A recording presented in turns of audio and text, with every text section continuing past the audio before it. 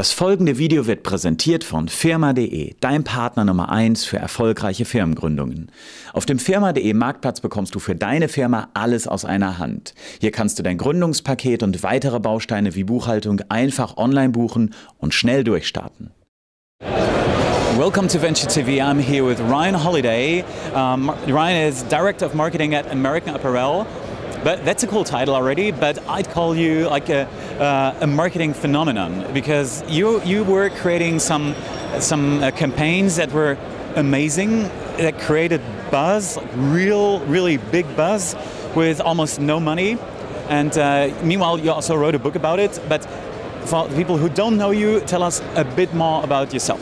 Yeah, so I've been really lucky to work with clients like American Apparel, best-selling authors like Tucker Max, Robert Greene, Tim Ferriss, who've allowed me to take risks and experiment with things sort of at the margins of marketing and publicity and advertising, and try things that I think other people have always wanted to try or been afraid to try. And so we've done things from, enormous fake publicity stunts to to controversial ads that make people talk. For us, we like to get attention in unique ways, and I've been able to do that in advertising and marketing, in public relations, because of the clients I've been fortunate enough to work with. And basically you can say the media world is changing a lot, newspapers are dying, there are millions of blogs out there, all looking for page impressions, so many people say the whole media system is totally fucked up, and you say, great, let's make something out of it. Yeah, I don't know if I'm saying great, because I wrote the book to say like, hey, I think this is bad. The book's called Trust Me, I'm Lying, by the way, so in case you want to look it up.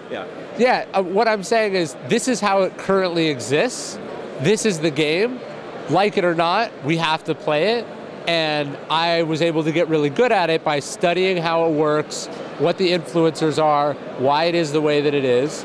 And it turns out that attention and traffic is the currency by which the web operates, and if you don't understand that and that doesn't change your strategy, you're going to wonder why your stuff isn't working. Yeah. But I know why it's not working. It's not working because you're pulling the wrong triggers or you're pressing the wrong buttons. What would be the right triggers? So the right triggers are the things that provoke a reaction. What makes us share and spread things? In my talk, I have that quote from Henry Jenkins where he says, look, in the world of the web, if it doesn't spread, it's dead. And so many people make things that they've never even bothered to ask, why would anyone tell anyone else about this thing? It's not like the old days where you could throw up a big ad in Times Square and that was enough to reach people. Now, you throw up a Facebook post and it has to do a certain number of likes or shares or get a certain number of comments to matter and reach people. And the way that you do that is through provoking a reaction, whether that's humor or anger or practical utility, any sort of reaction like, hey, this is amazing, hey, this is really helpful, hey, you have to read this. If your content or your news or whatever you're making doesn't do that, you're screwed.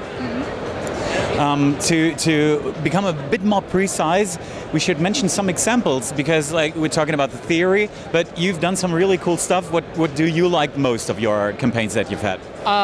So working with Tim's last book, he was banned from all bookstores in the United States because he worked with Amazon. So we felt like he was getting picked on, and so our story in response was, this is the most banned book in history. That was the slogan we put around it, and we turned this negative into a positive. So, you're a startup, you're working on this thing, and you get a legal notice from one of your competitors that says like, hey, you have to shut down. Your first instinct is to panic, but in fact, that could be a great way to get attention for your product, because everyone wants to stand up for the underdog. Yeah. So, these marketing approaches that you do, they are, as far as I perceive it, made for companies that dare a lot, that don't risk too much. Sure. It's not really made for big companies who like banking corporations or something.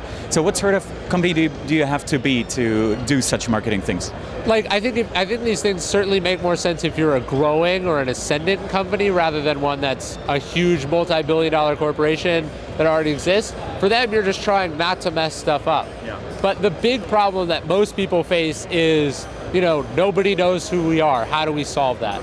So that's where I focus my energies talking about. There's many fewer people in the scenario where they're like, look, we're a huge brand.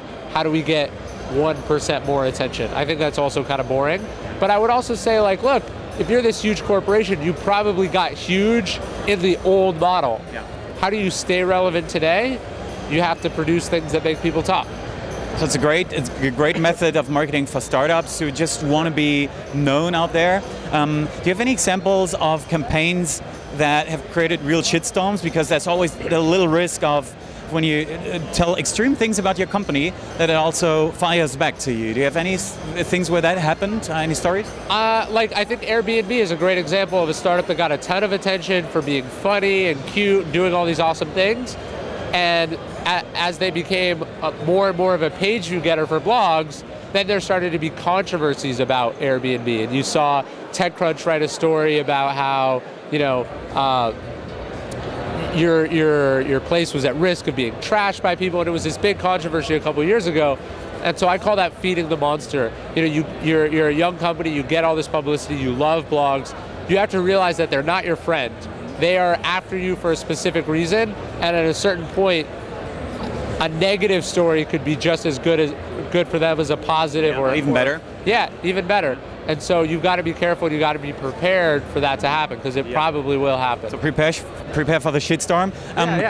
Do you have any good tips for founders to prepare for bad press?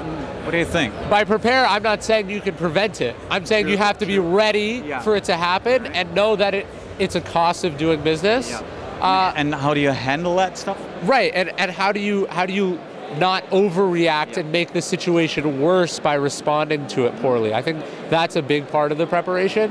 Of course, you could try to think about, like, look, this is where we're weak, this is where we're vulnerable, and do stuff about it.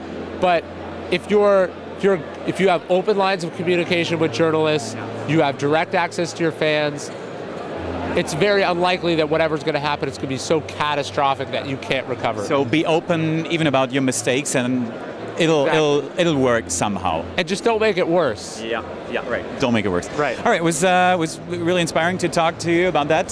Very interesting, and thanks for the interview. Thanks for having me.